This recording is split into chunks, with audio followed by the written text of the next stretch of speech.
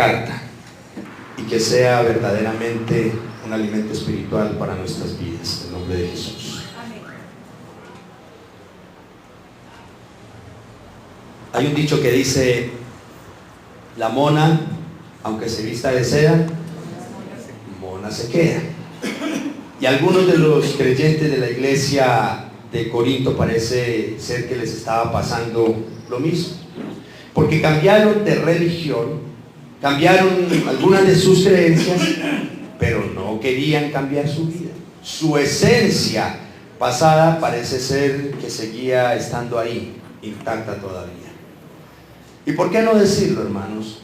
Algunos creyentes de hoy en día parece que también les pasará lo mismo. Cambiamos de religión, cambiamos de iglesia, pero también estamos en condiciones similares. No queremos abandonar, o al menos poco quisiéramos abandonar los pecados del pasado. En otras palabras, poco queremos cambiar de vida. También, de igual forma, la esencia del viejo hombre todavía tiene mucha fuerza en algunos creyentes, incluyéndonos algunos de nosotros tal vez. Solo Dios y nosotros sabremos.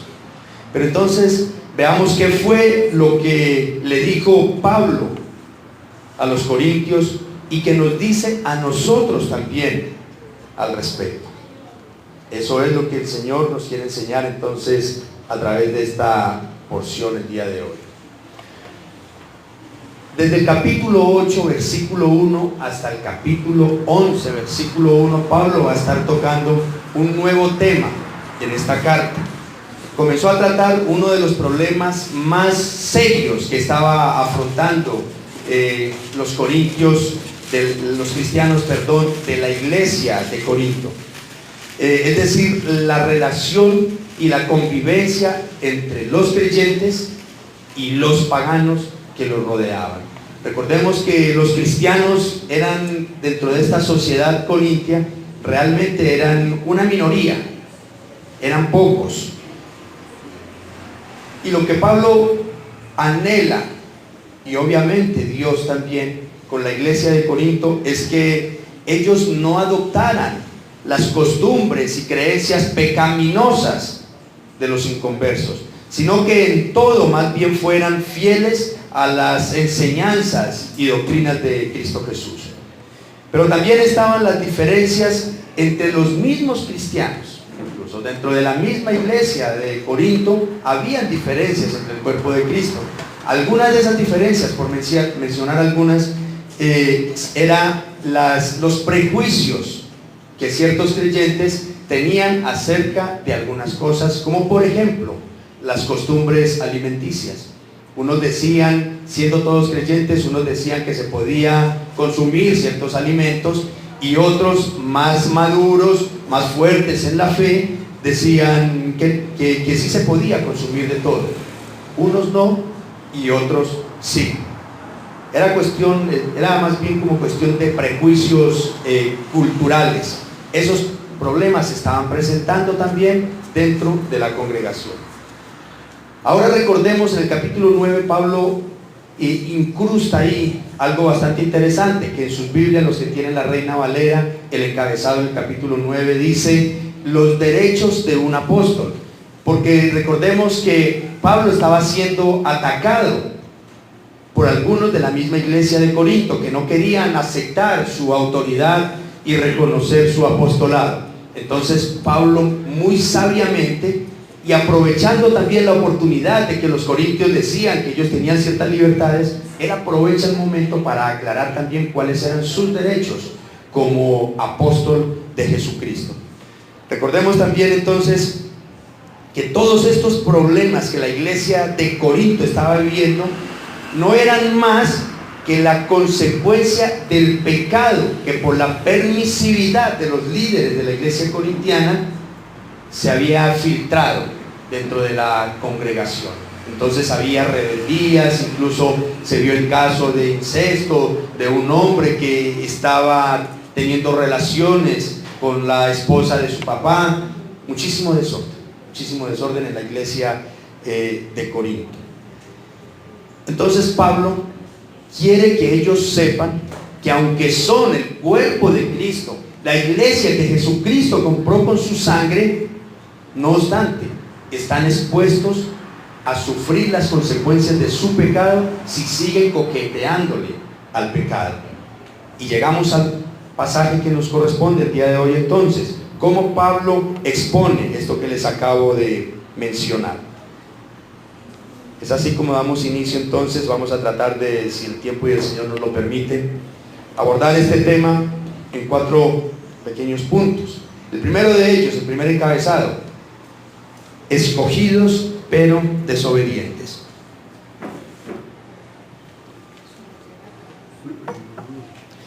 Pablo sabe que algunos creyentes de Corinto estaban creyendo muy sobrados en su fe y en su madurez. Seguramente porque habían sido bautizados algunos, porque tenían cierto conocimiento de la doctrina del Señor, porque compartían con la iglesia la Santa Cena tal vez.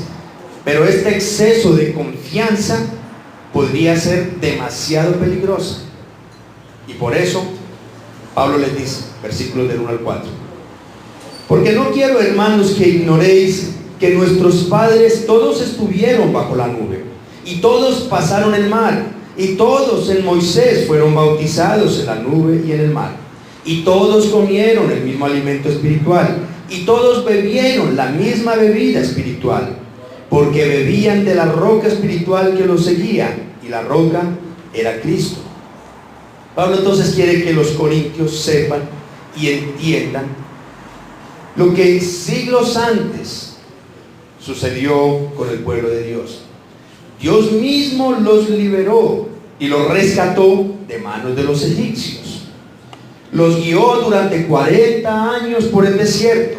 Los cuidó, los defendió de sus enemigos. Incluso abrió el mar para que ellos pasaran. Los alimentó con el maná que les enviaba del cielo todos los días, y con el agua que hizo brotar de la roca. Todo eso nosotros lo vemos entre los capítulos 16 y 17 del libro de Éxodo. Esas fueron las señales y las hazañas que hizo Dios para guardar y proteger a su pueblo. De forma supremamente impresionante, milagrosamente, Dios proveyó para que nunca les faltara nada en medio del desierto. De hecho, ustedes habrán leído también que incluso la ropa y los zapatos crecían junto con el pueblo. Todo el Señor lo proveyó de una manera sobrenatural. Pero no solo eso, Pablo conecta directamente todo lo que sucedió aquí en aquel entonces. Sobre todo resalta la roca de la cual brotaba el agua, y dice que esa roca era Cristo.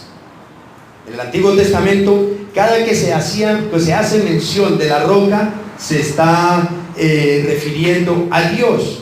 De manera que el mismo Dios, según Pablo les está diciendo a los corintios, el mismo Dios que estuvo con el pueblo de Israel en el pasado, viene siendo el mismo Cristo que está con ellos en la iglesia de Corinto, por medio del Espíritu Santo, obviamente. Hermanos, y ese mismo Cristo, que era la roca que dio de beber al pueblo de Israel, que también estuvo guardando, protegiendo, sosteniendo a la iglesia de Corinto, aún en medio de sus dificultades, de las tormentas internas que se estaban presentando, ese mismo Cristo también el día de hoy está con nosotros. Y esa es la misma roca de la cual nosotros hoy bebemos del agua de vida y comemos del pan de vida. Es el mismo Cristo Jesús. Él es el que nos acompaña, el que nos protege, el que nos bendice, nos fortalece, nos levanta y nos sostiene, tal cual como lo hizo con la iglesia de Corinto. Pero Pablo entonces hace una aclaración. El versículo 5 dice: pero de los más de ellos no se agradó Dios, por lo cual quedaron postrados en el desierto. A pesar de las señales y eventos tan sobrenaturales que el pueblo de Israel vivió por parte de Dios, Tan grandes fueron las señales y milagros, así de grande fue la desobediencia del pueblo de Israel. Por esta razón, de los casi 2 millones de personas que salieron de Egipto, ¿saben cuántos lograron entrar 40 años después a la tierra prometida? De esos casi 2 millones, solamente 2 personas: Caleb y Josué. Solamente ellos. Todos los demás murieron en el desierto, incluidos el mismísimo Moisés y Aarón, porque en algún momento fueron también descalificados. Eso lo vemos nosotros en el libro de Números. Números 14, versículos 11 y 12 dice: y Jehová dijo a Moisés: ¿hasta cuándo me ha de irritar este pueblo? ¿Hasta cuándo no me creerán con todas las señales que he hecho en medio de ellos? Yo los heriré de mortandad y los destruiré. En el mismo capítulo 14, versículo 29 dice: en este desierto caerán vuestros cuerpos, todo el número de los que fueron contados de entre vosotros, de 20 años arriba, los cuales han murmurado contra mí. Palabras de Dios. Esto es bastante interesante porque tal vez nos recuerda que las señales, que los milagros no necesariamente nos acercan a la salvación. Si hubo un pueblo y hubo unas personas que vieron el poder en todo su esplendor de Dios, fue este pueblo de Israel. Pero no obstante, todos los que vieron estas maravillas de Dios murieron por su incredulidad. Ahora Pablo quiere que entonces la iglesia de Corinto comprenda la magnitud del asunto. Aunque el pueblo de Israel fue el pueblo escogido y liberado por Dios, tuvieron que sufrir las consecuencias de su desobediencia y de su pecado. Hermanos,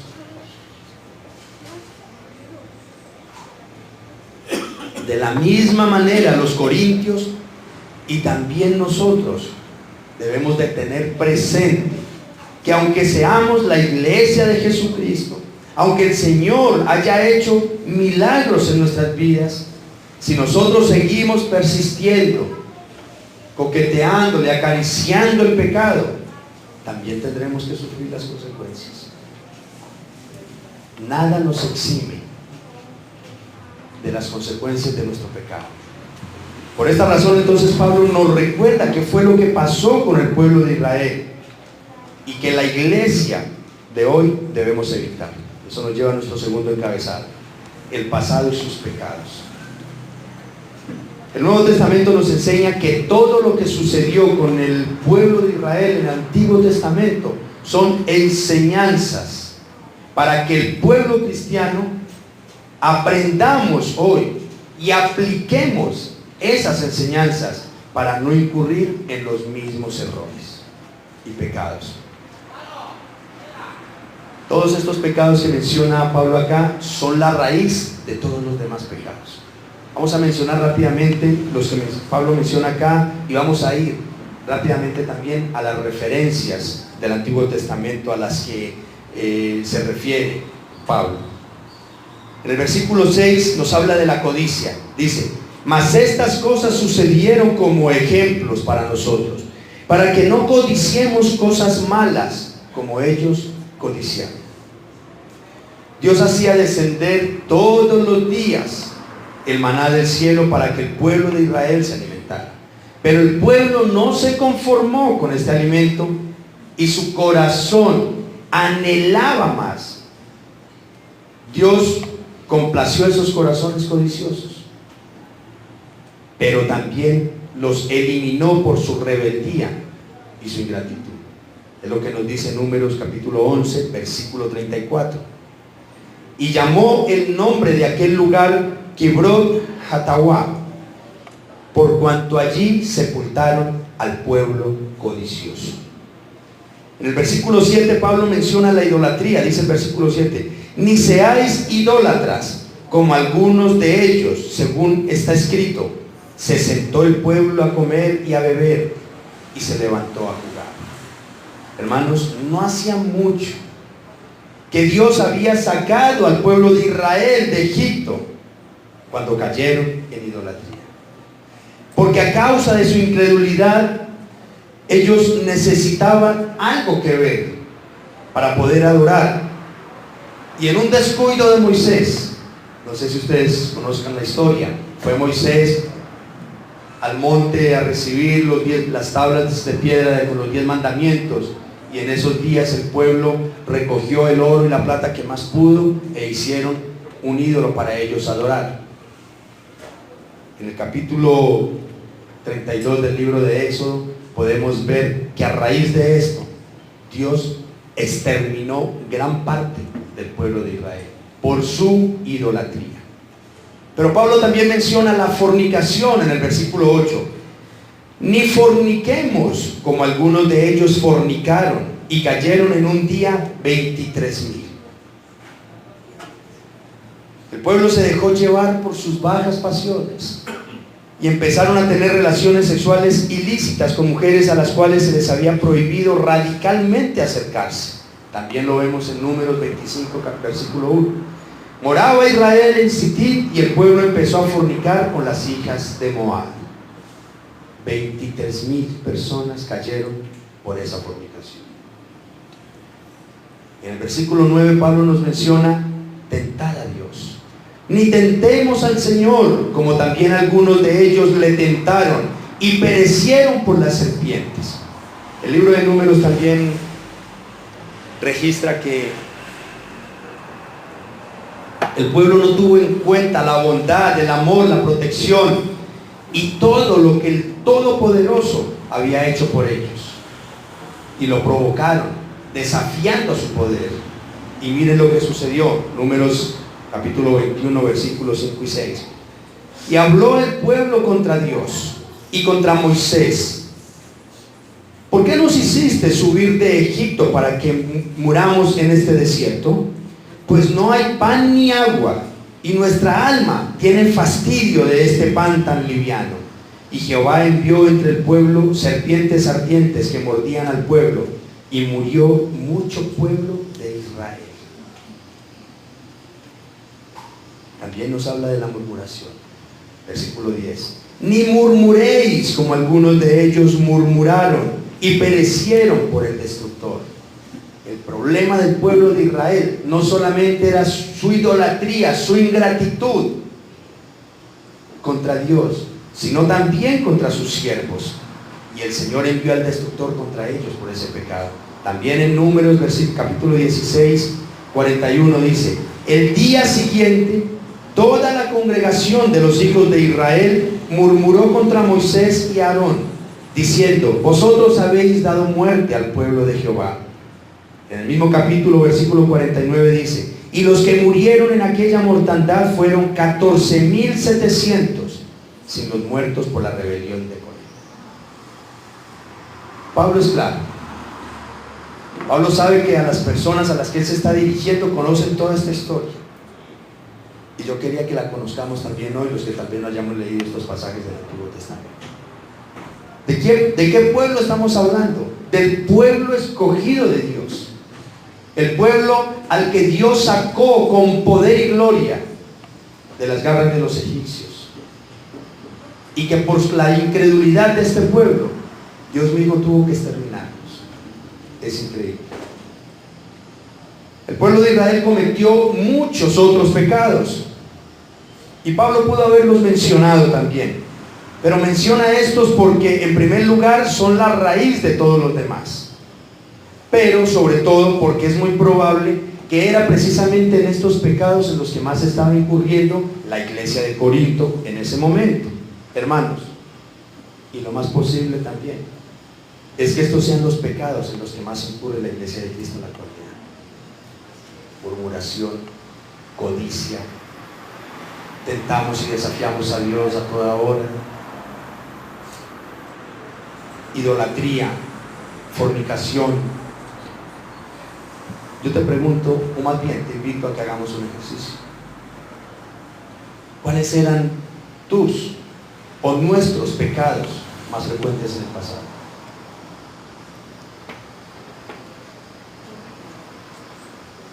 Enumeremos los que Pablo menciona aquí. Tal vez éramos codiciosos. Practicamos la idolatría. Llegamos a incurrir en la fornicación. Llegamos en algún momento de angustia o de ira o de enojo a desafiar y a tentar a Dios. O tal vez nos gustaba murmurar de los demás. Yo creo que si no calificamos en todos, al menos en unos 2 o 3. Y agreguémosles otros, que son muy comunes. Tal vez éramos envidiosos. Quizá teníamos un corazón resentido y lleno de odio. Estoy hablando del pasado. Probablemente estábamos llenos de amargura. Quizá nuestro problema era la ira, el enojo, el mal genio. Seguramente éramos mentirosos. No nos esforzábamos mucho para decir mentiras. No teníamos que esforzarnos, sino que ellas se salían solas. Es posible que estábamos o éramos algunos adictos a algunas drogas o al licor. Ahora preguntémonos algo más todavía. ¿Qué tanto ha cambiado nuestra vida desde que conocemos del Señor frente a estos pecados del pasado? Hablaba en pasado, ahora quiero mencionar. Ahora analicemos nuestro presente. ¿Sí los hemos superado? ¿Sí hemos sido libres de ellos? Recordemos que Pablo se está dirigiendo a la iglesia de Cristo en Corinto. Y les está diciendo, ustedes están incurriendo hoy exactamente lo mismo que incurrieron sus antepasados. Y seguramente estos eran los pecados suyos antes de conocer del Señor. Vuelvo y pregunto. Hermanos, los pecados por los que pereció el pueblo de Israel en el desierto no eran pecados nuevos, eran los pecados viejos que había en su corazón. Y aún siendo liberados, siendo sacados, siendo traídos a la tierra prometida, no los pudieron superar.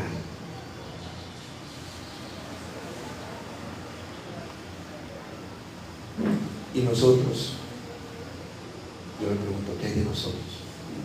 Si los hemos superado. Hoy ya somos libres de la codicia. Hoy ya somos libres de la envidia. Hoy ya somos libres de la murmuración.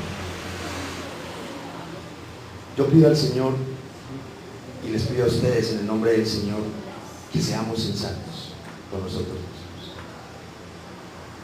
Porque es muy probable que todavía estemos incurriendo en lo mismo, solamente que hoy de alguna forma hemos perdido sensibilidad, porque como vamos a una iglesia, eso me refresca y le da tranquilidad a mi conciencia.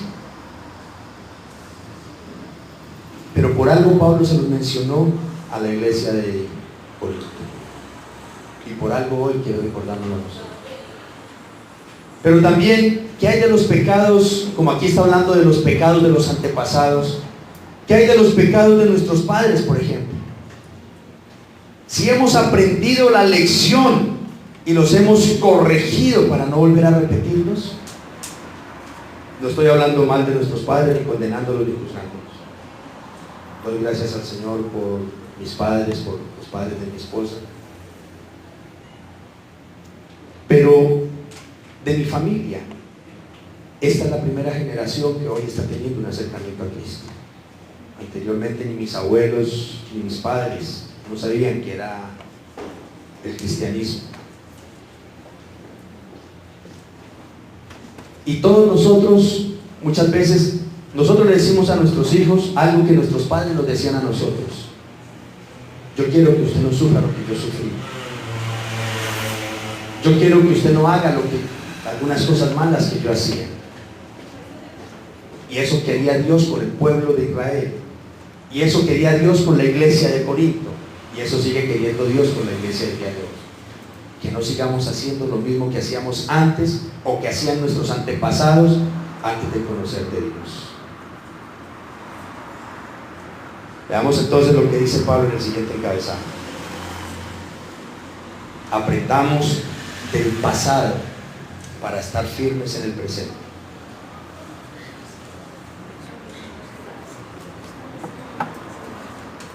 Hay un dicho que dice: el que olvida la historia tiende a repetirla. En otras palabras, Pablo le recuerda lo mismo a los corintios y a nosotros. Por eso nos dice en el versículo 11: y estas cosas les acontecieron como ejemplo y están escritas para amonestarnos a nosotros, a quienes han alcanzado los fines de los siglos. El ejemplo que Pablo busca que los corintios aprendan es que el mismo Dios de amor y de misericordia también es un Dios que derrama su ira sobre aquellos que le desobedecen y se rebeldizan contra Él de una manera premeditada, como lo hizo el pueblo de Israel. Y desafortunadamente, si nosotros estamos en las mismas, lo estamos haciendo premeditadamente también.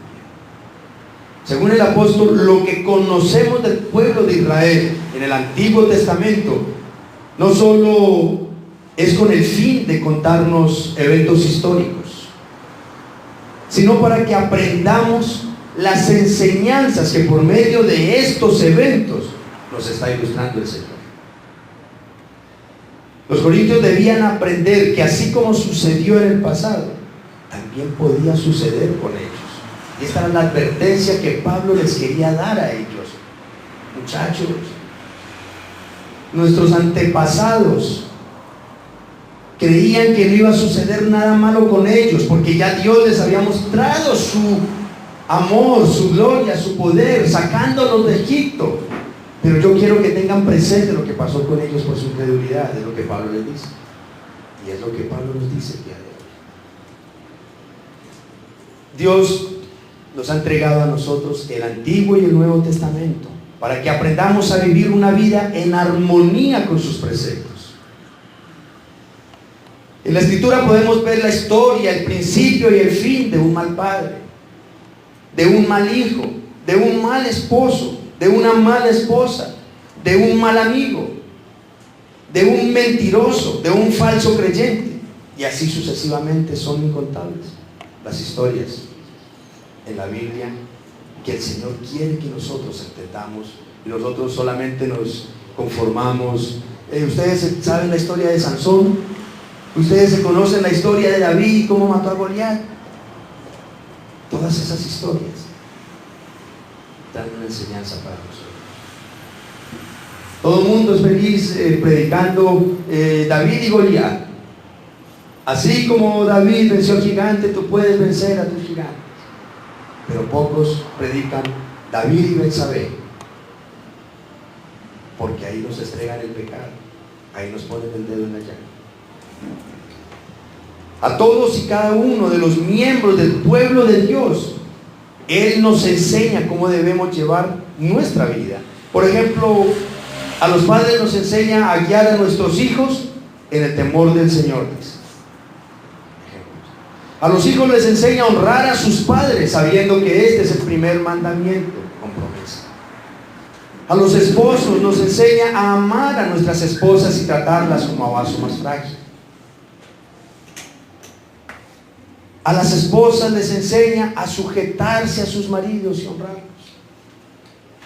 Si ven todas las enseñanzas que el Señor tiene para nosotros y cada uno de nosotros, la pregunta es: ¿las estamos aprendiendo? ¿Las estamos poniendo en práctica?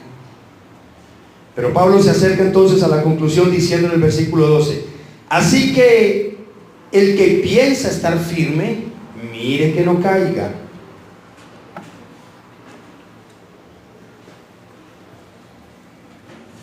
Con las palabras así que, Pablo pone punto final a todos los ejemplos históricos del pueblo de Israel y ahora aplica directamente esa enseñanza a los corintios y por extensión a nosotros. Así como los israelitas se jactaban de ser el pueblo de Dios y que Dios los acompañó por el desierto y abrió el mar para salvarlos, algunos corintios también se sentían seguros de que habían sido bautizados y que compartían la Santa Cena en la iglesia. Por eso tenían libertad para hacer muchas cosas. Ya somos maduros. Usted no sabe, pastor, cuántos versículos yo me sé de memoria. ¿Y en qué nos aporta eso? Si no los estamos poniendo en práctica. Pastor, pero es que usted sabe que yo vengo 2 veces a la semana y el domingo no falta a la iglesia. Yo soy una persona muy madura. Yo puedo hacer algunas otras cositas que mis hermanos débiles no pueden hacer. Es a esas personas que Pablo les dice: hey, al que piensa que está firme, mire que no caiga. Porque mire cómo estaban de convencidos el pueblo de Israel en el desierto. Es como si le dijera a los corintios y a nosotros también, por el hecho de que ustedes formen parte de una congregación y hayan cumplido con los sacramentos, el bautizo, la Santa Cena, el matrimonio, y se sepan un par de versículos, esto a ustedes no los exime de que también están expuestos a caer en pecado. Y tampoco los exime de que en algún momento, si caen en pecado, tengan que sufrir las consecuencias de ese pecado. Esto fue entonces precisamente lo que le pasó, no sé si ustedes lo recuerden, a Pedro la noche en que Jesús fue entregado. Esa autoconfianza. Dice Mateo 26, versículo 33. Respondiendo Pedro le dijo: aunque todos se escandalicen de ti, yo nunca me escandalizaré. Un poco más adelante, en el monte Getsemaní, Jesús nuevamente le dijo, en el mismo capítulo 26, pero ahora el versículo 41: velad y orad para que no entréis en tentación. El espíritu a la verdad está dispuesto, pero la carne es débil. ¿Recuerdan esa escena con ese par de versículos? Jesús está diciendo: hoy me entregarán y todos ustedes se escandalizarán de mí. Y Pedro, muy sobrado como siempre: hey, aunque todos se escandalicen, yo no. Cuente conmigo, maestro, que aquí estoy yo para las que sea, hasta la muerte con usted. Y finalmente todos sabemos lo que pasó. Unos minutos después, no unos días ni unos meses después, unos minutos después, Pedro negó a Jesús. Se confió de sí mismo y se olvidó que para no caer hay que confiar en Dios, estar en comunión permanente con Él y obedecerle solo a Él. No es a mí mismo, no es en mí mismo que está mi confianza. Por eso le dijo: hay que velar y orar para que no entréis en tentación. No, yo ya soy una creyente, decía un hermanito que asistía, yo estoy obeso de espiritualidad. Yo lo veía obeso, pero así como yo.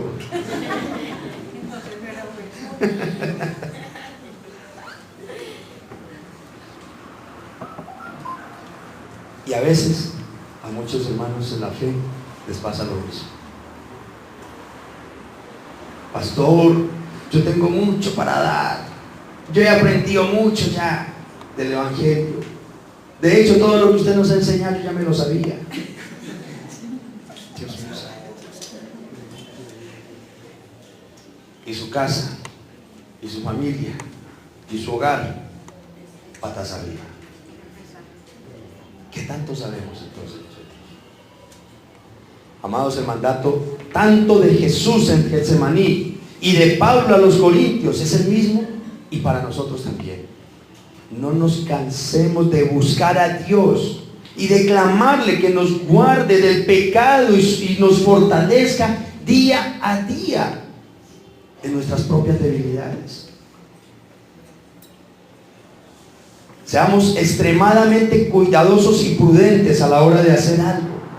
No sea que en el momento que menos pensemos, seamos derrotados por el pecado.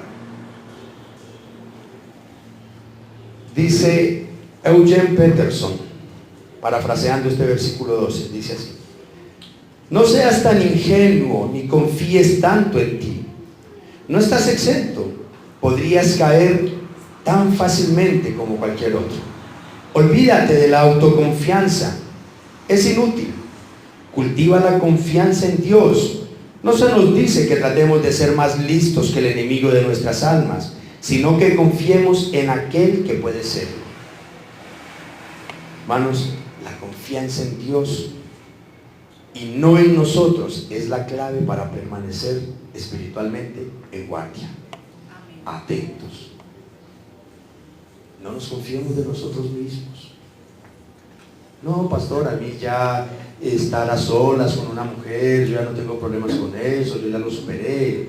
Yo no tengo problema con ir a evangelizar a unos amigos que mantienen todos los días en la cantina y yo voy, mientras ellos se toman su cervecita, su guaro, yo me tomo una maldita y les voy evangelizando, hermanos. No juguemos con candela. No juguemos con candela. Cuando la tentación toque a tu puerta, pídele a Jesús que sea Él quien abra. Esto es lo que nos dice el siguiente versículo. Aparte de toda esta enseñanza frente al pecado del pasado y de lo que tenemos que aprender, ahora Pablo nos da una palabra bastante esperanzadora. El versículo, nuestro último encabezado: toda tentación tiene una salida. Realmente entonces este versículo 13 que vamos a leer brinda seguridad y esperanza a los corintios y a todos los creyentes, porque deja claro que Dios ha puesto un límite a la tentación y a las pruebas. El versículo 13 dice: no os ha sobrevenido ninguna tentación que no sea humana, pero fiel es Dios, que no os dejará ser tentados más de lo que podéis resistir, sino que dará también juntamente con la tentación la salida para que podáis escapar.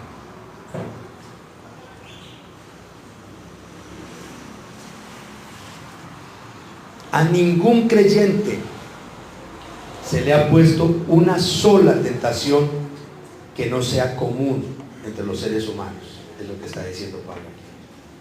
Empezando porque Satanás no tiene autoridad sobre los creyentes para destruirlos. Job y el mismo Pedro son un ejemplo clarísimo de eso. Satanás tuvo que pedir permiso para ponerlos a prueba. Leamos lo que nos dice Lucas capítulo 22 versículos 31 y 32.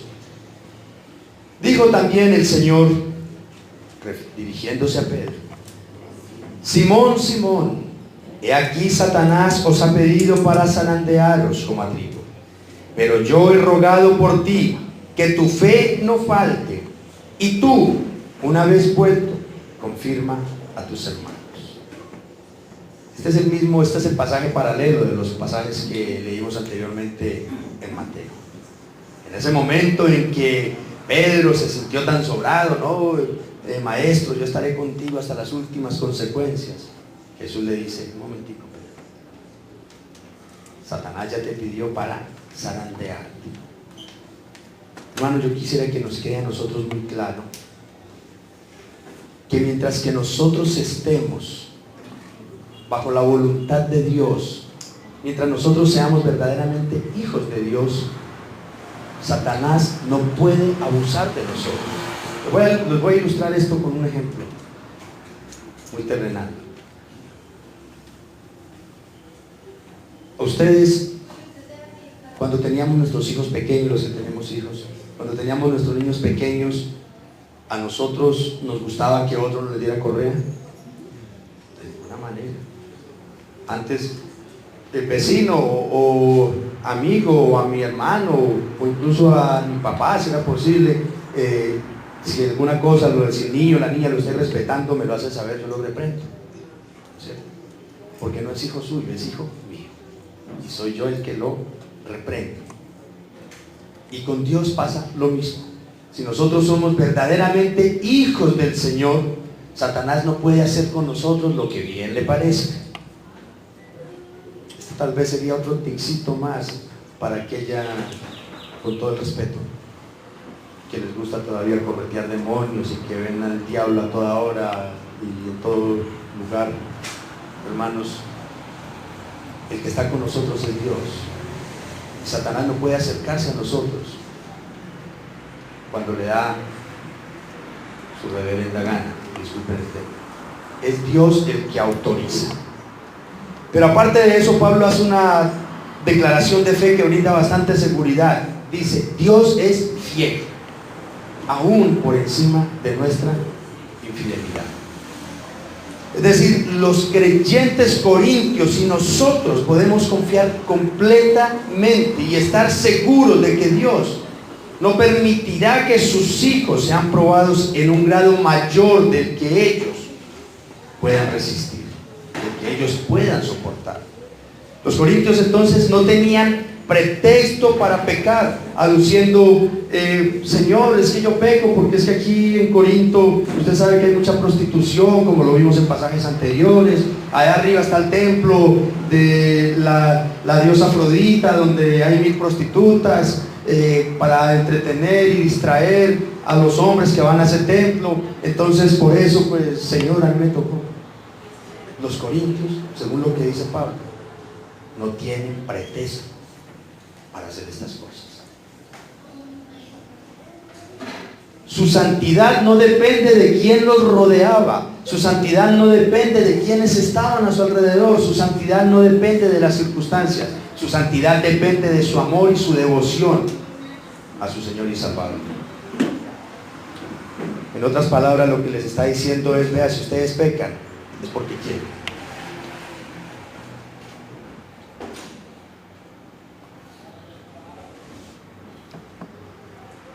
Es muy frecuente escuchar decir: pastores, que esto no me pasa sino a mí, refiriéndose a las tentaciones y las pruebas que algunos hermanos viven. Pero en verdad, hermanos, no nos pasa solamente a nosotros. Que nosotros seamos los débiles es otra cosa, pero todo el mundo está expuesto a las mismas tentaciones, dice este pasaje. A muchos creyentes todavía les hacen malas propuestas, pero no todos caen en ellas. A muchos creyentes les han llegado las crisis económicas, pero no todos han hecho lo malo por esto. A muchos creyentes los han abandonado o los ha traicionado su pareja, pero no todos se alejan de Dios por eso. A muchos creyentes los han tentado las mujeres, o en el caso de las mujeres, los han tentado los hombres, pero no todos han caído en adulterio o en fornicación. A muchos creyentes les toca vivir en medio de inconversos, conflictivos, chismosos, mentirosos, pero no todos terminan agarrados del pelo con los inconversos, porque son de esta manera. ¿Sí ven? Entonces no depende del entorno en el que yo estoy, no depende de las personas que me rodean, depende de qué tan cerca y tanta comunión tengo yo con el Señor, que me da la fuerza para poder resistir el pecado y la tentación. Iglesia, si nosotros pecamos o seguimos en los mismos pecados del pasado, es porque queremos, porque no permitimos que el Espíritu de Dios gobierne completamente nuestro ser, porque no nos queremos rendir en su totalidad ante el señorío de Jesucristo. Es por eso que nosotros vivimos muchas veces de pecado en pecado.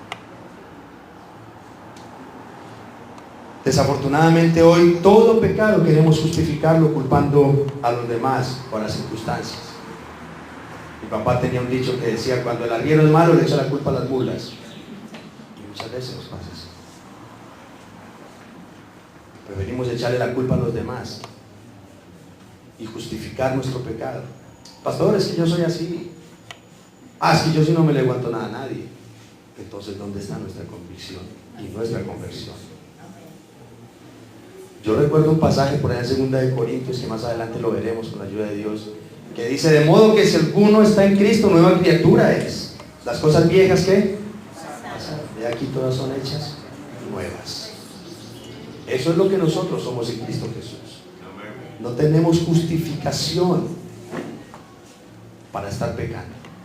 Obviamente que como seres humanos caeremos en pecado, pero lo que dice Juan por allá en una de sus cartas, no debemos es de practicar el pecado. ¿Qué es practicar el pecado? Yo decir: pastor, yo quería confesarle que es que la semana pasada en realidad alguien abusó mucho de mí y me sacó el bloque y en realidad también le dije su poco. Ay, hermano, pidámosle a Dios que te ayude, que te dé paz, que te dé tranquilidad, que controle tus impulsos, tus emociones. Pero a los 8 días venga y me diga, pastor, el mismo Señor volví, me lo encontré y volví, me sacó el bloque. Y otra vez le dije su poco. Ay, hermano, tenemos que trabajar en eso. Y a los 15 días vuelve y juega. Pero hoy sí le dije, ¿por dónde es que sale el sol, pastor? Bendito sea Dios.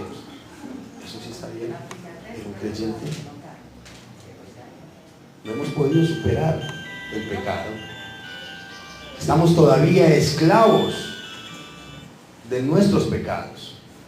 No hemos podido vivir ni disfrutar de la libertad de Cristo Jesús. Hermano, cuando estés siendo tentado y puesto a prueba, recuerde que eso mismo lo están viviendo muchos hermanitos. Y que Dios está con nosotros para ayudarnos a salir vencedores ante cualquier tipo de prueba. Cuando Dios prueba a alguien, nunca lo hace con el fin de destruirlo. Eso es imposible. Por el contrario, siempre provee y muestra una salida por la cual el creyente pueda escapar de esa prueba, de esa tentación. Eso quiere decir que el Señor, eso más bien, no quiere decir que el Señor quita o cancela la prueba o la tentación o recorta el periodo de prueba. No quiere decir eso. Lo que quiere decir es que Dios nos da las fuerzas. Una mujer está pasando una situación bastante difícil con su esposo. Su esposo, no sé, tiene otra, la está queriendo abandonar. Entonces la mujer empieza a ir a la iglesia, tal vez no a buscar de Dios, pero sí a ir a la iglesia, y a los pocos días ya deja de asistir y le pregunta, hombre, ¿por qué no has vuelto a la iglesia? Ah, no, porque es que mi esposo sigue igual, Dios no me escuchó. Así no funciona Dios. Esto no es magia. Este es el evangelio real. Y si fui yo, o en este caso fue la persona, la mujer, la que vino a la iglesia, con toda seguridad que Dios a la que quiere salvar en ese momento es a ella, no es con ella mandarle la razón al marido. Entonces la que primero tiene que cambiar es ella. Si su marido cambia o no, si mis circunstancias cambian o no, Dios sabrá. Pero lo más importante es que yo tenga claro que Dios está conmigo y que Él me da la salida. Y esa salida, ¿saben quién es? El mismo Cristo Jesús, que nos da refugio, que nos da fortaleza, que nos da esperanza, que nos da aliento, que es nuestra roca firme, donde nosotros podemos estar siempre seguros. Amén. Amén. Y ya para concluir, hermanos, quisiera motivarlos nuevamente a ver un poco nuestro pasado y nuestros antepasados. Analiza tu vida, si sí vale la pena fracasar o vivir la vida que vivíamos antes, o que tal vez vivieron nuestros padres o nuestros abuelos por su desobediencia, o por no quererse alejar del pecado, o por falta de conocimiento tal vez. ¿Por qué tener que seguir en lo mismo, a volver a lo mismo, en lugar de aprender las lecciones y tomar las enseñanzas que nos ha dado la vida? Eso es lo que quiere Pablo con los corintios. Muchachos, miren la enseñanza, aprendan la lección. No traten de buscar ustedes aprender en carne propia, pero desafortunadamente la mayoría nos gusta así. ¿Por qué seguir cargando con ese lastre del pecado que no hace sino robarnos la paz, esclavizarnos y hacernos daño a nosotros mismos y a los que nos rodean? Pero sobre todo, lo que hace el pecado es ponernos en aprietos con Dios. Lo que hace es deteriorar nuestra relación con Él. Eso es lo que hace el pecado. ¿Por qué no cambiar? No nos conformemos solamente con venir a la iglesia. La invitación Y la exhortación en realidad es a que acatemos estos mandatos, estas recomendaciones que nos da Pablo por medio de su carta. Yo te invito a reflexionar cuáles son aquellos pecados del pasado con los que todavía estás lidiando. Y recuerda que en toda tentación, por difícil que sea, el Señor siempre te da una salida. Siempre. No creas que cuando te están provocando, Dios andaba por ahí haciendo otra diligencia y se te dejó a ti solo. Cuando te están provocando a ti, Dios está contigo. Cuando te están tentando, Dios está contigo. En todo momento, Dios está contigo. ¿Por qué no echamos mano a esa fe en el Señor? Tenemos que creer que Dios es fiel y que podemos confiar totalmente en Él. ¿Saben por qué? Porque Él se goza y se glorifica en tu victoria, no en tu fracaso. Cuando nosotros fracasamos frente a la tentación y frente al pecado, Dios no se goza en eso, se siente avergonzado. Solo apoyándonos en Dios y obedeciéndole en todo podremos soportar la tentación y corregir esos pecados del pasado. Jesucristo es nuestro mejor ejemplo. Fue tentado de todas las maneras habidas y por haber, pero en ninguna de esas tentaciones cayó. ¿Por qué? Porque en todo fue obediente al Padre y creyó que Dios era fiel para sostenerlo. Eso fue lo que sostuvo firme a Jesucristo. ¿Por qué no hacerlo nosotros también? ¿Por qué no creer que Dios es fuerte y poderoso para sostenernos frente a las tentaciones? ¿Por qué no obedecerle a Dios?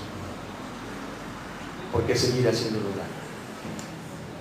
Y cierro con esta frase: no hay pretexto. El Señor nos da la salida. No hay pretexto para pecar. El Señor siempre nos da una salida. Llevémonos eso. Amén. Vamos a darle gracias al Señor. Soberano Dios,